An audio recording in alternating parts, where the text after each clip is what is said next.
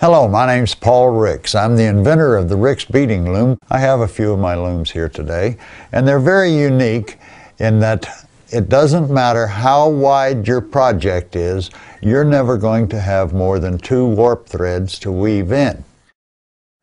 Each Ricks Beading loom comes with its own user's guide. This is a completely color illustrated user's guide showing you everything you need to know. The Ricks Beading loom is adjustable in length depending on how long you want your project. So to warp your loom, we'll pull off about 1 foot or so of thread. We will take one of these pegs.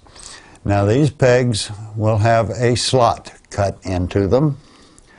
You just put your thread right through that slot, wrap it around a couple of times, and insert the peg into one of these holes. Up over the top, that's 1 warp thread. Back around the rod, that's 2.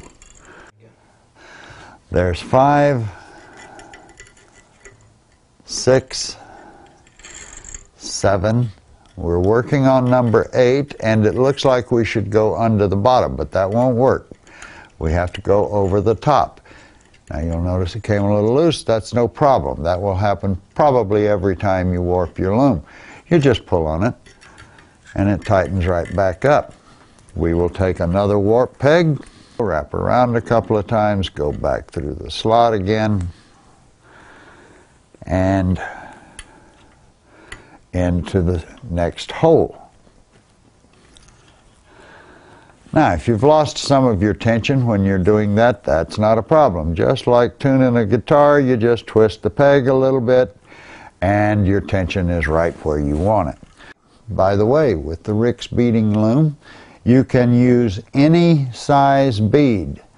I've loomed with size 15s, delicas, size 11 seed beads. I've loomed with size 8s, obviously today, size 6s. I've loomed with bicones, crystals. I've loomed with